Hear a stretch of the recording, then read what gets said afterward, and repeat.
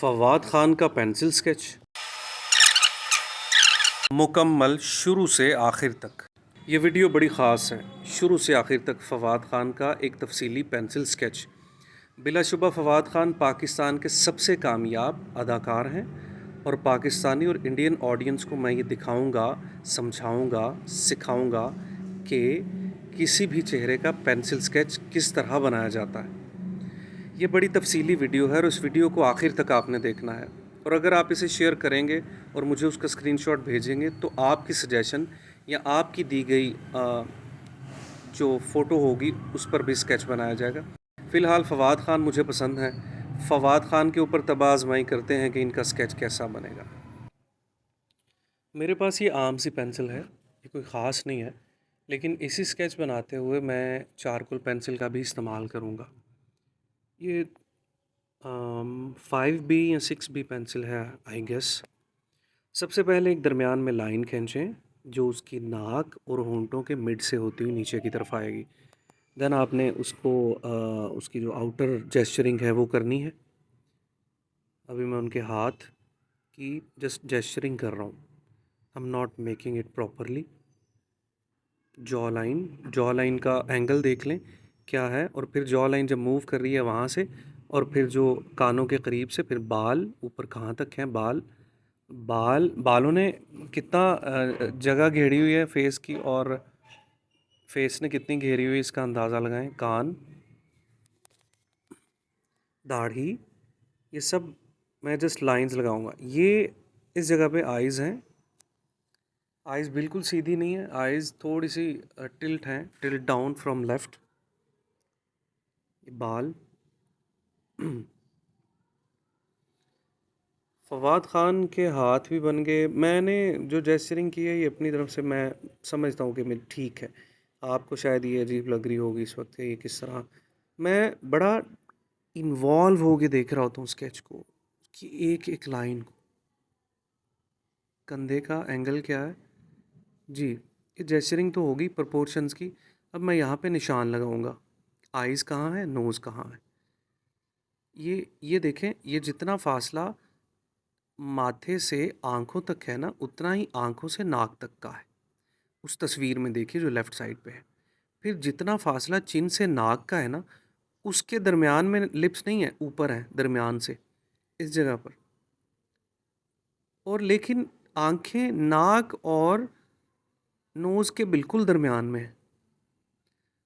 ये इसके आईब्रोज़ मैंने निशान लगा लिया, और वो आइज़ का भी निशान लग गया। अब मैं इसको मज़ीद प्रोमिनेंट करूँगा ताकि मैं इस पे चारकोल से काम शुरू कर दूँ। अब जी ये 5B है। अब मैं निशान लगाऊंगा यहाँ पे नोज़ का, नोज़ को ड्रॉ करूँगा। How to draw a nose. ये मेरे पास दो पेंसिल्स हैं, एक है चारकोल, ये चारकोल पेंसिल है, और दूसरी 5B है। मेरे हाथों के ऊपर भी कोयला लगा हुआ आपको नज़र आएगा। इस चारकोल पेंसिल से मैं अब ड्राइंग करूँगा, और सबसे पहले मुझे ये तसल्ली चाहिए कि मैंने जेस्चरिंग ठीक की है, आउटलाइंस ठीक है। अब मैं सबसे पहले आइज़ को बनाऊँगा।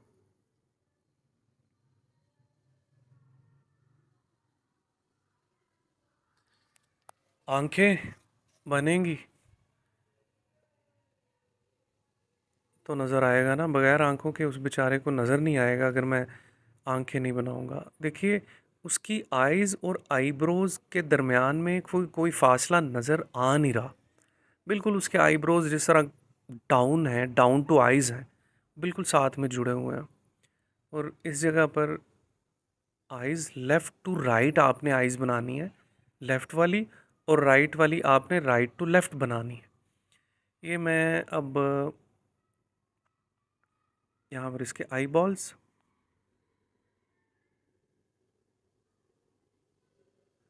इसके आईब्रोज थोड़े से ऊपर हैं अगर मैं कंपैरेटिवली दूसरी आंख देखूं।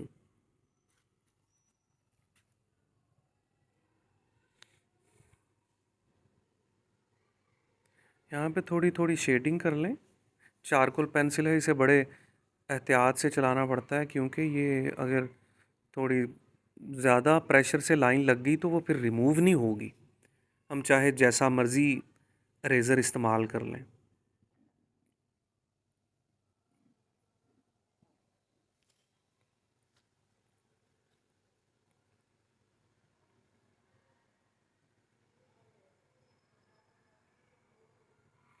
जी, अब मैं सोच रहा हूँ कि नाक को इस जगह नॉस्ट्रिल्स ज़्यादा बड़े ना बन जाएं।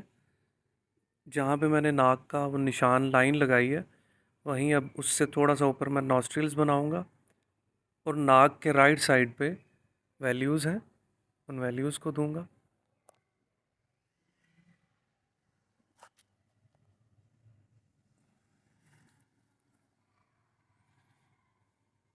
एक्चुअली ये जो दाढ़ी और मूंछें हैं, बियर्ड और मॉस्टैचेस, ये वैल्यूज़ हैं और इन्हें बहुत ज़्यादा डार्क करने की ज़रूरत नहीं है।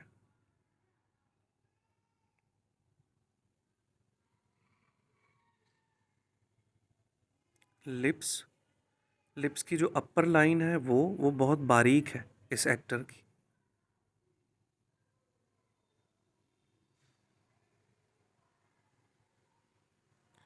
मैं जल्द ही इस अदाकार का वाटर कलर स्केच भी बनाऊंगा, पेंटिंग। ये भारत में भी मकबूल अदाकार हैं और पाकिस्तान का नाम इन्होंने पूरी दुनिया में रोशन किया, जो कि काबिल दाद और काबिल तहसीन है। अब ये इनकी जो वैल्यूज़ हैं मॉस्टैचेस एंड बियर्ड की, वो बनाऊंगा जी।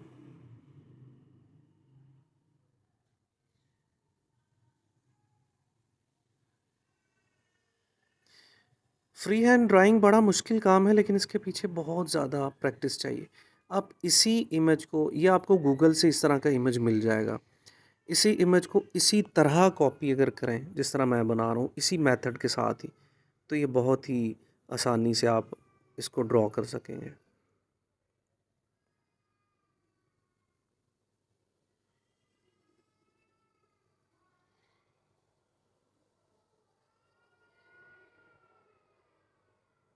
जी, वैल्यूज़ दाढ़ी पे काफ़ी ज़्यादा रिजेम्बलेंस हो गई है, यही मैं चाह रहा था। और स्टार्टिंग में मुझे लग रहा था कि रिजेम्बलेंस ना शायद ना आए, और अगर ना आती तो वीडियो ज़ाया हो जानी थी, लाइक मुझे दोबारा से बनानी पड़नी थी।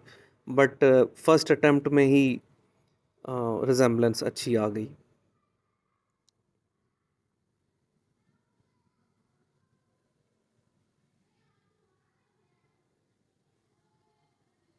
जी, दाढ़ी ऑलमोस्ट इट्स फाइन, बस मुझे थोड़ी वैल्यूज़ ऐड करनी है फेस की लेफ़्ट साइड पे।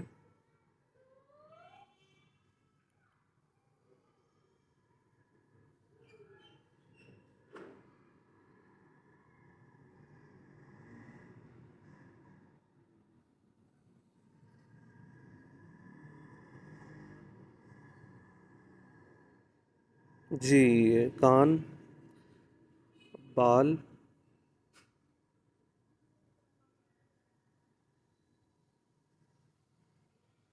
अच्छा, जो बाल हैं ये देखिए, रूट से एजेस तक कहाँ किस तरह वो मूव कर रहे हैं, आपने उसी तरह उन्हें पेंसिल को मूव करना है।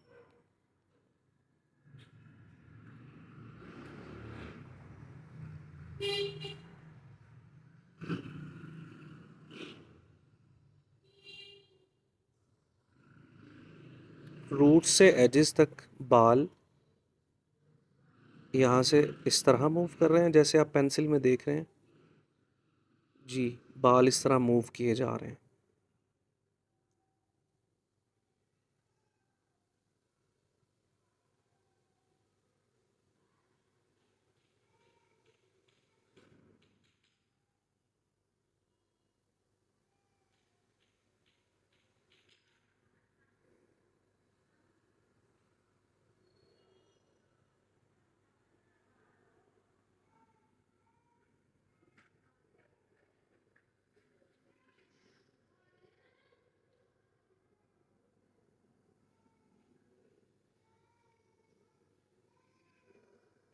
जी, बालों को तो हमने बना लिया तकरीबन।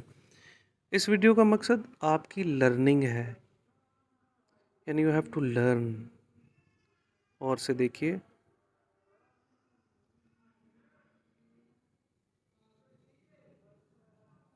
जी, यहाँ पे अब मैं इनकी जो फिंगर्स हैं उनको ड्रॉ करता हूँ। यहाँ पे वैल्यूज़ हैं, देखिए ना, जो रेफरेंस फ़ोटो है उसमें भी यहाँ पे डार्क है, और मैं पेंसिल से भी वहाँ से डार्क कर दूँगा।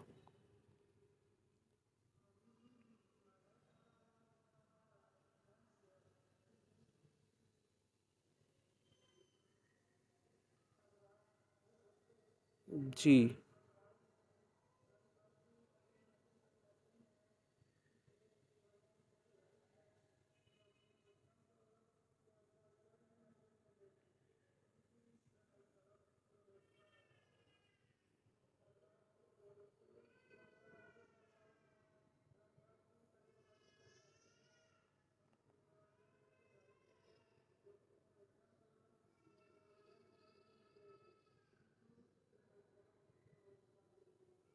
जी, मुझे भी तकरीबन बन गई। I am satisfied. I am quite satisfied with this sketch. हाँ, अब शर्ट शर्ट।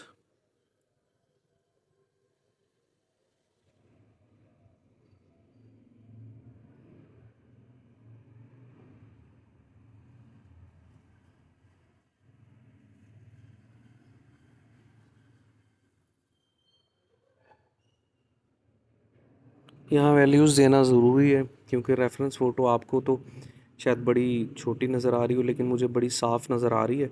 इन जगहों पे काफ़ी ज़्यादा शेडिंग है, वो मैं दूंगा। लें जी, तकरीबन ये बन गया। इस पे मैं ना थोड़ा सा जो 5B पेंसिल है उससे भी आखिर में टच दूंगा, ये देखिए, क्योंकि चारकोल पेंसिल बहुत डार्क कर देती है। हालांकि मैं अपने स्टूडेंट्स को कहता हूँ कि 5B या 4B या ग्रेफाइट पेंसिल और चारकोल पेंसिल को एक स्केच के अंदर इस्तेमाल ना करें। मैं इसके ख़िलाफ़ हूँ, बट अब मैं इसलिए कर रहा हूँ कि ये स्केच जो है इसमें कुछ जगहों पे बड़ी बारीक डिटेल चाहिए, ज़्यादा नहीं, बस हल्का सा टच मैं दूंगा, बिल्कुल ज़्यादा इस्तेमाल नहीं होगा इसके ऊपर ग्रेफाइट पेंसिल का। लें जी, फवाद ख़ान की फ़ोटो हट गई ऊपर से, मीन्स के ये मुकम्मल बना दिया मैंने। It's done. आप अब देख लीजिए, आपको मैंने करीब से दिखाया। मैं यहाँ पे अपना नाम लिखूँगा, ADILMEHMOOD।